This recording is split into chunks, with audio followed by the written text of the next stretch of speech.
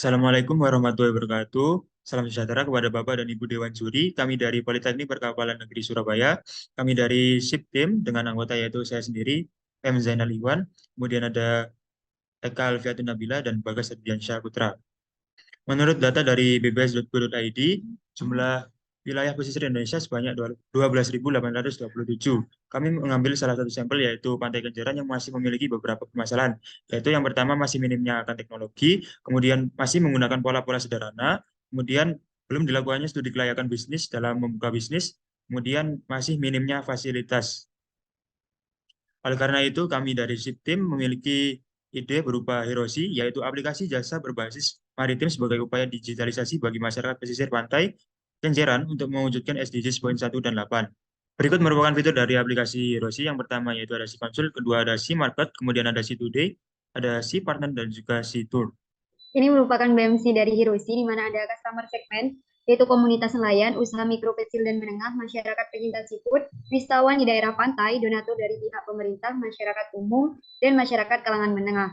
Lalu ada customer relationship, yaitu diskon dan promo yang menarik, ucapan terima kasih, layanan customer service, layanan penilaian jasa, free access untuk beberapa fitur. Lalu channelnya sendiri ada sosial media, word of mouth, website Hiroshi, aplikasi Hiroshi, dan media partner. Lalu untuk value proposition-nya sendiri tentunya ada pemesanan produk dan penggunaan fitur aplikasi melalui sistem online. Harga produk lebih murah dibandingkan store online, pembayaran melalui e-wallet dengan sistem pembayaran yang mudah, dan yang terakhir memiliki fitur yang unggul dibandingkan aplikasi yang lainnya. Lalu ada key activities yang tentunya ada menentukan ide bisnis, lalu melakukan riset, kerjasama, merancang, mengembangkan, lalu ada launching aplikasi, serta memasarkan kepada influencer. Tentunya akan mendapatkan cash in, dan yang terakhir ada evaluasi. Lalu ada key partner, yaitu ada nelayan, usaha mikro, kecil, dan menengah, pihak pemerintah, akademisi, pihak konsultan, application development, dan influencer. Untuk key risetnya sendiri, ada physical research, human research, finance, dan intelektual. Untuk cost sectornya sendiri ada dua, yaitu variable cost dan fixed cost. Untuk revenue streamnya ada partnership, pemasukan tambahan, fitur premium, dan profit. Ini merupakan value proposition canvas dari Hiroshi, di mana ada gain creator, yaitu pemesanan produk dan penggunaan fitur aplikasi melalui sistem online, harga produk lebih murah dibandingkan store offline, pembayaran melalui e-wallet atau via transfer. Untuk produk dan servisnya sendiri, yaitu tentunya Hiroshi Application. Dan relevannya yaitu nelayan atau pelaku UMKM dapat mengemas hasil tangkapan ikan dengan color box, menambah karyawan, memperbanyak stok ikan siap ikan. Lalu ada gains, yaitu hemat waktu, harga terjangkau, sistem membayar mudah, cash and job-nya, emotional job praktis, tidak perlu keluar rumah, functional job-nya menguatkan kualitas sistem, sosial job-nya melakukan pemesanan atau pembayaran. Untuk P-nya sendiri, yaitu hasil tangkapan ikan yang kurang segar ketika sampai tujuan, waktu pengemasan yang lama, dan sistem BU untuk produk makanan. Selanjutnya ada marketing mix 7P, di mana ada price, competitive payment term, lalu place, online store, dan warehouse. Promotionnya sendiri, sosial media, digital marketing, advertising, word of mouth, pay per click. Lalu ada produknya yaitu feature, quality, service, and technology. People-nya sendiri yaitu founder, training, employee, dan communication. Prosesnya ada easy to access, response time. Physical evidence-nya ada logos, packaging, equipment, uniforms, facilities.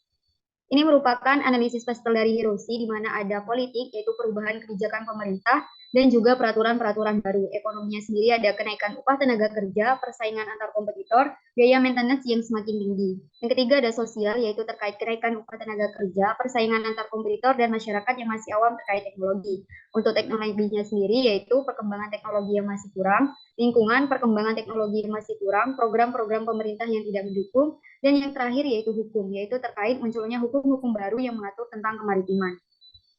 Ini adalah fitur dan program dari keunggulan dari aplikasi kami. Untuk yang reguler itu tidak mendapatkan jasa konsultasi, namun yang premium itu mendapatkan semua fitur dari program dan dari aplikasi kami. Terus analisis dari produk ini adalah yang pertama, kekuatannya adalah dengan pengoperasian yang praktis sehingga mudah diakses di mana saja.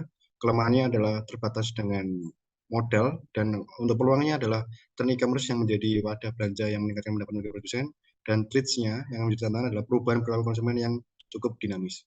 STP framework dari kelompok kami untuk dari segmentingnya dari sisi geografis adalah seluruh daerah pesisir yang ada di Indonesia. Demografisnya adalah kalangan nelayan, penyedia jasa wisata di pesisir, pihak konsultan, pemerintah, swasta, dan akademisi, dan semua kalangan ekonomi. Untuk perilaku yang kita teliti nanti adalah grafis beberapa fitur, diskon, dan promo menarik, serta berita terbaru seputar maritim.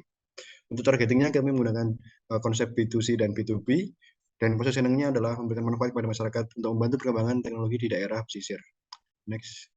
Untuk analisis kompetitor, kami menggunakan kompetitor dari Nepin dan Laut Nusantara, di mana Nepin ini memiliki keunggulan lebih dari Laut Nusantara, tapi kami belajar dari dua aplikasi tersebut, kami mengungguli dari semua fitur, di mana kami bisa memberikan aplikasi berbayar, dan lain sebagainya. Untuk analisis konsumennya, dari sisi total address market-nya, itu adalah 275,7 juta. Kemudian untuk service available market-nya sebesar 2,89 juta. Kemudian untuk serviceable optionable market-nya adalah sebesar 990 akun per bulannya. Ini target yang akan kami lakukan. Selanjutnya ini merupakan unsoft matrik dari aplikasi Hiroshi, yaitu Hiroshi termasuk dalam market development, di mana merupakan produk yang sudah ada, lalu dikembangkan dengan inovasi-inovasi terbaru.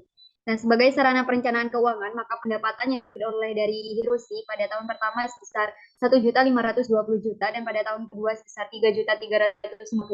Untuk menganalisis sebuah bisnis Hiroshi menggunakan analisis BCG matrik, di mana dapat digunakan untuk menganalisis bisnis unit strategis, merek, produk, atau perusahaan itu sendiri. Berdasarkan perhitungan yang telah dilakukan, Hiroshi diperoleh BCG matrik posisi Hiroshi yang berada pada kolom star. Hal ini yang tentunya menunjukkan bahwa perusahaan Hiroshi memiliki pangsa pasar yang tinggi dan tingkat pertumbuhan tinggi dengan pertumbuhan pasar sebesar 120% dan pangsa pasar relatif sebesar 0,454. Untuk informasi-informasi finansial selengkapnya dapat mudah diakses dengan men-scan QR code yang berada di pojok atas layar. Ini merupakan rencana pelaksanaan usaha dari Hiroshi, di mana yang pertama yaitu membuat ide Hiroshi, lalu melanjutkan dengan mencari mitra yang berkompeten, yang ketiga pemasaran dan pembukaan, yang keempat mendapatkan cash in, yang kelima mencari donatur untuk kerjasama, dan yang terakhir tentunya melakukan evaluasi secara berkala. Ini adalah struktur organisasi dari kami, di mana dikepalai oleh CEO kami, itu Eka, kemudian CTO dipertanggungjawabkan oleh Zainal, dan CEO juga Zainal. Kemudian saya yang bertanggungjawabkan tentang di bidang COO, CMO, dan CFO. Untuk rencana pengembangan usaha kami, untuk tahun pendirian, kami akan mencari modal sebesar 2.160.000, kemudian mencari partner bisnis, membangun kerjasama dengan beberapa konsultan, melakukan riset dan merancang aplikasi untuk merekrut SDM. Kemudian tahun pertamanya kami mencari biaya operasional perusahaan, kemudian fokus pada pengembangan layanan dan fitur, meningkatkan target pasar, dan mengencarkan promosi melalui akun sosial media. Untuk tahun keduanya hampir sama, ada pengembangan juga, kemudian meningkatkan target pasar kami dan mengencarkan promosi juga, hingga meningkatkan gaji pegawai dan memperluas warehouse kami. Ini adalah risiko dan penanganan yang akan kami lakukan. Jika ada risiko tentang kurangnya pengetahuan, kami akan melakukan memberikan informasi dan edukasi, kemudian juga menawarkan produk yang mengembangkan daerah sesuai dengan tren terbaru. Kemudian jika ada risiko tentang jumlah permintaan pasar yang tidak mencapai target, kami akan melakukan evaluasi, menganalisa, dan menggiatkan promosi lagi untuk aplikasi tersebut. Kemudian untuk risiko konsumen dan mitra bisnis yang lebih memilih kompetitor lain, kami akan melakukan penanganan dengan memberikan value positioning yang lebih berbeda dan meningkatkan customer need melalui layanan customer service. Kemudian ada Sustainable Social Entrepreneurship atau SSE Framework, yaitu capability leadership, yaitu memperkuat komunitas masyarakat yang memiliki kesadaran pentingnya pengembangan digitalisasi di daerah pesisir. Kemudian ada innovation, yaitu kami menghadirkan fitur jasa konsultasi bisnis. Kemudian ada informasi wisata dan juga fitur kerjasama dengan partner bisnis. Kemudian ada opportunity, yaitu target pasar kami, yaitu nelayan dan pemilik wisata yang ada di daerah pesisir. Untuk value proposition ekonomik, yaitu meningkatkan pendapatan melalui hasil transaksi jual beli di marketplace. Untuk sosial, yaitu digitalisasi jasa untuk nelayan yang ada di daerah pesisir yang dapat diakses oleh siapa saja sebagai bentuk branding. Kemudian ada environment, yaitu memberikan wadah dengan mengoptimalkan penawaran kepada masyarakat dalam waktu yang singkat. Untuk profitabilitasnya sendiri memiliki margin profit sebesar 50% pada setiap transaksi. Dan juga ada social benefit, yaitu membantu Indonesia untuk meningkatkan pendapatan daerah pesisir serta menyalurkan kreativitas dan inovasi dari beberapa anak bangsa. Kemudian membuka lapangan pekerjaan bagi masyarakat Indonesia, terutama masyarakat yang ada di daerah pesisir. Ini adalah prototipe dari aplikasi kami. Kami memiliki 5 fitur utama. Ini adalah via loginnya yang pertama, login screen-nya. Kemudian ini adalah berandanya. Kita dapat memilih apakah memilih si consult, market, today, atau partner, dan wisata tertentu. Jika si consult, kita akan bertemu dengan konsultan untuk para nelayan, pelaku ekonomi. Untuk si market, kita akan bisa belanja tentang apa yang dijual oleh produk dari nelayan. Untuk si today adalah tentang berita, edukasi. Kemudian si partner adalah government, bisnis, akademik, dan fisherman. Jadi kita bisa masuk sebagai government, bisnis, ataupun akademisi, ataupun fisherman. Untuk si tour itu adalah rekomendasi tempat wisata yang akan diberikan oleh si tour atau Hiroshi. Sekian presentasi dari kelompok kami. Terima kasih atas perhatian yang telah diberikan. Mohon maaf apabila ada kesalahan. Wassalamualaikum.